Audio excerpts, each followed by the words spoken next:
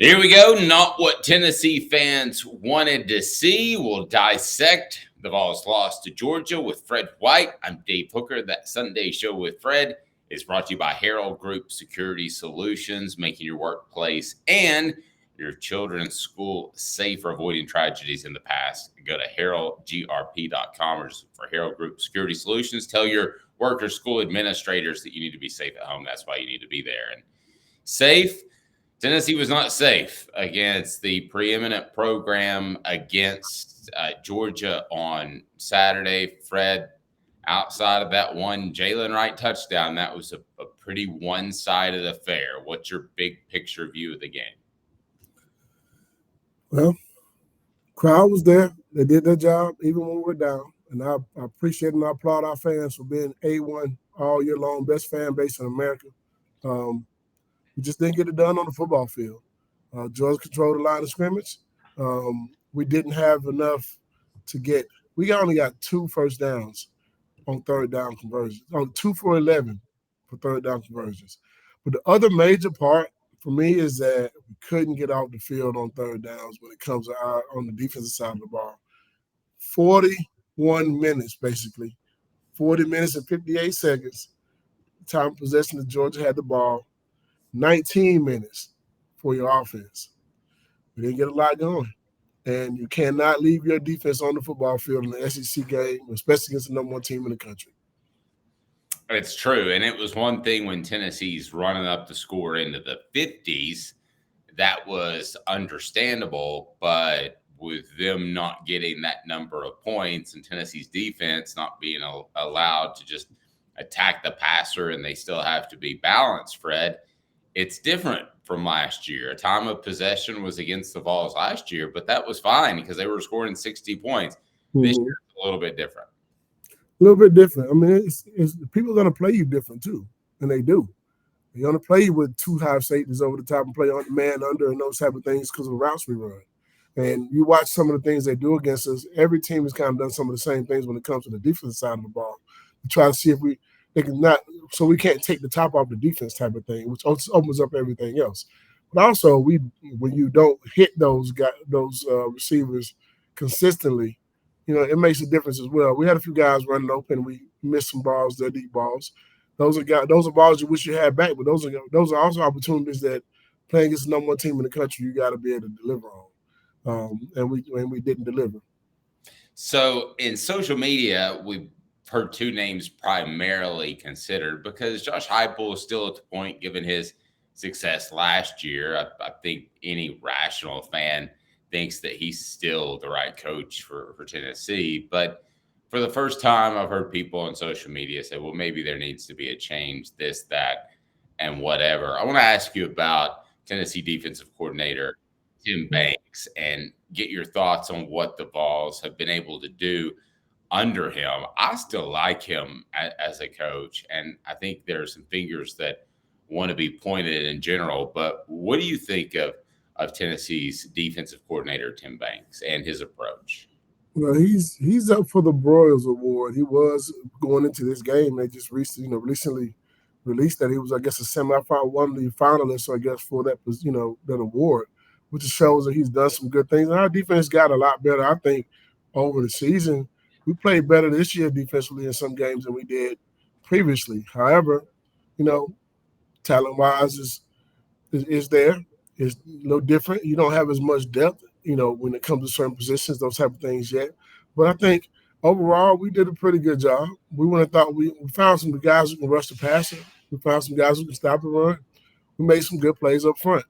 But I think over the season, you start to realize last year it didn't matter about time because we put so many points on the board. But this year, it did matter about the time because the way the games were going. We weren't putting points on the board, and those teams were driving the football and doing those type of things, beating us, getting us tired as the game went along. Defense is not as fresh. But also, it's scheme. Scheme is scheme. I have watched teams do things against us this year after the Florida game that were we didn't see a lot of last year. One thing Florida did against us was they start doing motion and before the snap. And now every team that we played in the SEC kind of followed suit. And those things, when you see a team do a lot of motion and those type of things, it makes you be very disciplined with your eye discipline as far as what you're seeing and what you're looking at. And then sometimes being able to have the ability to change into a different defense or having a call that's off of that defense. But I've watched them get us out of position a few times, based on just our technique and those type of things. But I think he's a good football coach. I mean, we've done pretty good with him. I think he's done a good job of getting some guys ready to play. I think he's done some good job based on some of the situations you've had. We lost Kamal Haddon. We lost the linebacker Peely before the season even started. And I think that's a guy that we missed throughout the entire season. So those one or two guys, when you're not fully stocked, when it comes to talent, we're getting there. When you're not fully stocked when it comes to talent, you lose a guy. Last year was on offense. If you lost the guy, it was like, okay, I don't know how we're going to be. Not last year, a couple years ago. Like we lost offensive linemen, who we're going to replace them with. Well, this year, it's a few different positions, where we got some young guys. We're high on those guys. I think we can get those guys to be what we want them to be at some point. But they're very young at some positions. Losing Haddon was that hurt our secondary very much because he was probably our best DB. And losing Peely, I think, hurt because of leadership. I think that was one of the things we needed at the linebacker position. If Peely's playing, you got Peely and Aaron Beasley back there. Now, no discredit to the other guys that play beside Beasley, but you can tell he's a veteran linebacker by the way he plays the game.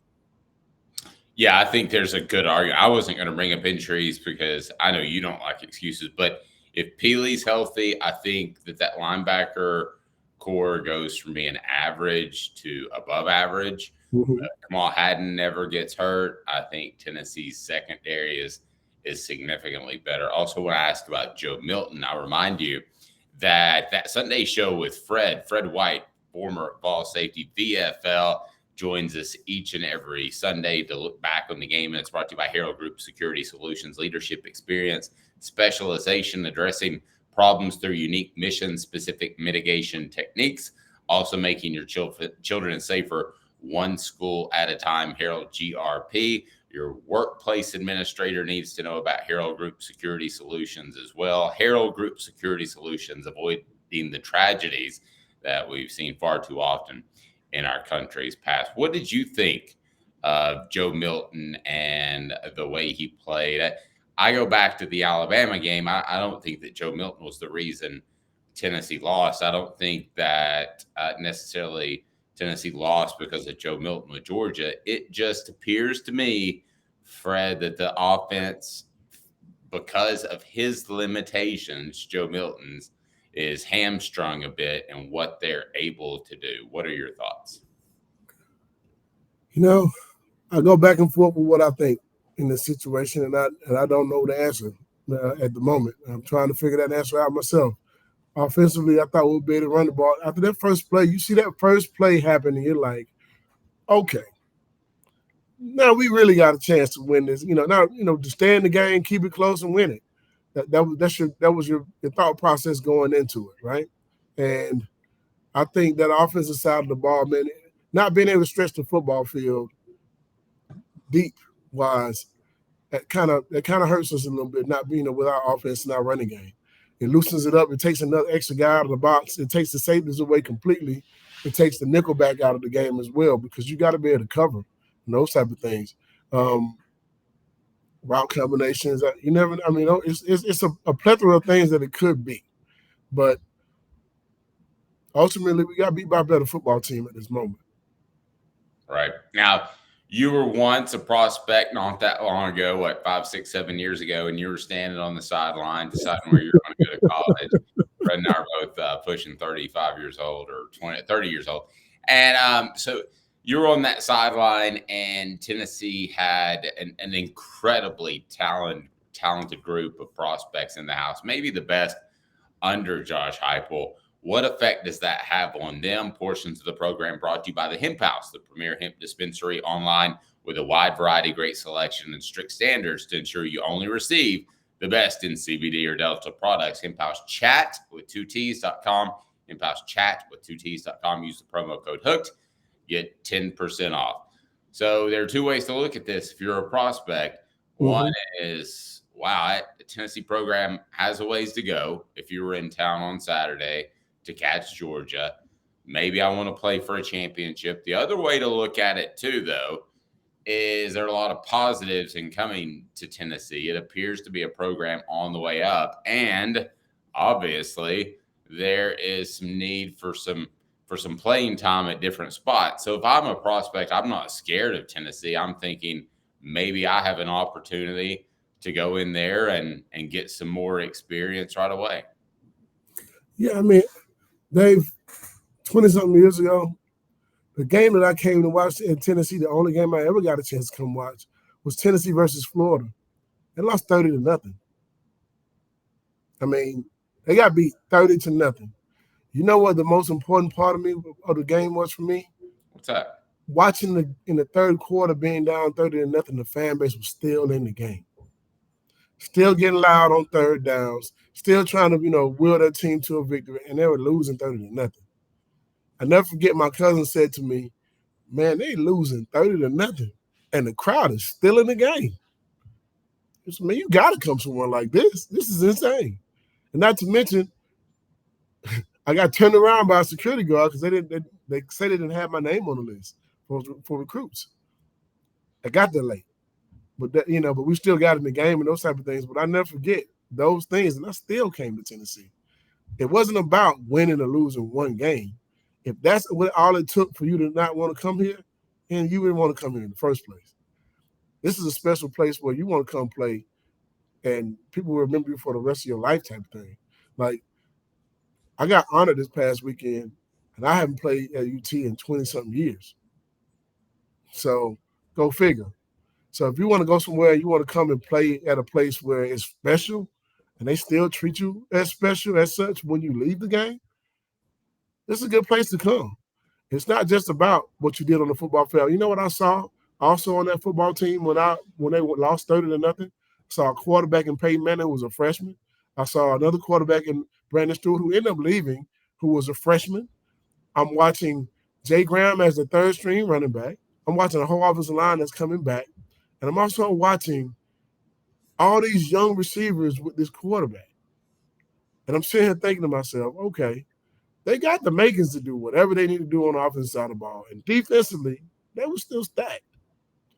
So I'm looking at this team now, and I'm saying you got a young quarterback. You got these top receivers coming in. If I'm an offensive lineman, knowing that they really want to be able to throw the ball and take the top off of it, and they got a gunslinger type of quarterback with some good accuracy coming in, that's one of the top quarterbacks in the country, who's known for throwing the ball and being athletic, I want to come play with a guy like that. I want to come and see what we can do and make special. And on the defensive side of the ball, man, defensive line-wise, linebacker-wise, hey, man, come out here and get it in. I think in the secondary, we can find some guys that can help us as well that are young. And it's just, not having guys that's coming in and ready. Now, I don't put too much stock in a freshman coming in, playing as a freshman. I don't think Peyton Manning was Peyton Manning as a freshman. I don't think Peerless Price was Peerless Price as a freshman. Well, I don't think Dante Stallworth was. I don't think any receiver you name in the last few years. You look at Tillman, he didn't do anything to his senior year. Jalen Hyatt, same thing. I don't put as much stock into young guys and putting that much pressure on them to come and save our day as a freshman. Some things you play a little slower at because you got to get ready for that speed. I watched Aaron Carter, who I think is going to be an awesome linebacker. He's still kind of a half a second slow on some of his reads. But it's because the game is different. It's faster. You got to learn and understand scheme. You got to learn to understand what linemen you're going up against and what their tendencies are. This is not just high school football where you just go out there and play because you're better than someone. Your talent level and your skill level are two different things, in my opinion. Skill level means you can do everything. Talent level means you take that stuff and you put those things together so you can actually be that good with the same athletic ability that you actually have. Those are the things you got to be able to see guys do as freshmen and see if they make that next jump to be able to do those things next year. Yeah, and you mentioned Arian Carter, a guy that you and I both like a lot that is had to deal with a shoulder injury as well. Again, I don't want to make excuses, but if you look at every team in the SEC and you look at their key injuries, not just injuries, I think Tennessee would stack right up there with the most of them. I think one of the other things that is important to sell right now, Fred, is Josh Heupel's culture. I think the players genuinely like each other. I think they genuinely get along. That hasn't been the case under some other guys like $8 haircut Butch. And Fred, I think that that's an important thing to sell, the family atmosphere. You guys had that under Philip Fulmer. You're asking kids, for the most part, not to come from Powell or Farragut or Carnes. You're asking them to come from different areas when you recruit. So maybe the offense isn't as great of a selling point as it was last year, but I still think the greatest selling point is going to be a part of the family, like you said. You're honored. Come be a part of a place where you can be revered for decades. Exactly. You know, when it comes to, we talked about this earlier as well about making changes. I think every coach makes some kind of change in year 2 or 3.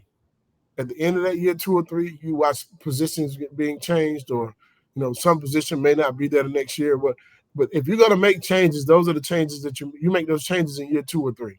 Get ready for your 3, 4, and 5 year. You know what I mean? Mm-hmm. Your system should be pretty good to the point to where, okay, this is what I'm looking for. This is what I want.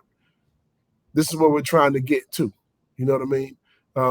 I'm not asking for him to fire anybody or nothing like that. Don't get me wrong. I'm just saying that most coaches, if they're going to make any changes, they usually make them in year 2 or 3. But I look at it from the standpoint of now, do we know what we want to be? Do we know what we want to be? Do you know the direction you want to go going forward, whether it comes to offense or defense? And those things are what you got to figure out and evaluate. Vanderbilt's coming up. You can't just have a let down, against Vanderbilt. Nobody thinks we're going to lose to Vanderbilt. I don't see that. And I don't, I'm not condoning or seeing that by no stretch. But anything's possible. You go out there, you got to play the game. You got to try to go out there and get a game plan together to do everything you can to win it. But and Fred, you guys had to get up for some Vanderbilt and Kentucky games when you knew Florida had already pretty much won the East. What are those games about? I would think those are about pride, right? Absolutely pride. I mean, that era we had was different. So, we wanted the game to be over with by halftime so we can watch the young guys play. That was our mentality. You know what I mean? No disrespect to them, but we felt like we were way better than the guys that we were playing against. So we wanted our guys to get a chance to play to the young guys, and just to see what the next group of guys could do, and just get them some playing time. But yeah, that was our thought process and mentality. This is not a team that you want to lose to. Coach Fulmer used to always say, "Hey, remember what you do in November. You go undefeated in November. Everybody remembers that. It gives you momentum going to the next season as well." Very true. Very true. And Fred, one last thing I want to ask you is that at the offensive coordinator position, we know Alex Golesh went to South Florida. People ask me, is some of this Joey Halsley's fault, who was elevated from within the program to be the offensive coordinator? Fred, my honest answer is I don't know. I don't know. I think this is Josh Heupel's offense. I think 99% of it, he makes the final calls and those things, but I can't tell you 100% what goes on in those meeting rooms. What do you think? Well, it's a team sport. Everyone says it's a team sport, right? So I can't ever pin one thing on one person, okay? And that's something that myself and Al Wilson talk about all the time. Sometimes we agree to disagree. Sometimes we agree. But sometimes it's about the X's and O's. Sometimes it's about the Jimmys and Joes. Sometimes coaches, call a bad call, and your players just make plays and make something happen. You know what I mean? So I can't put it on just one person and say, okay, it's his fault. Well, this is a team sport. They all work in unison with each other. When you call a call, guys have to do their job. Now, if you're calling a call and they're doing their job and they're doing it the wrong way, or it's not working, and that's a different story. But I feel like it's not just on one coach, not just on one player. I feel like it's a collective. You all are here to do the same thing, try to figure out a way to win games. So I'll answer that question that way. Yep. It is about the Jimmys and Joes, and one Joe taking snaps for Tennessee. I don't think has been quite as effective as we thought that would be the case. That Sunday show with Fred brought to you by Harrell Group Security Solutions, making your workplace and your children's schools safer. Harrell Group Security Solutions. Look for them online, harrellgroupgrp.com. Again, it's very easy to find right down below, providing security for your workplace or your children's school environment that has trained former service individuals. They have to go through 90-day training. They're not just your average security guards.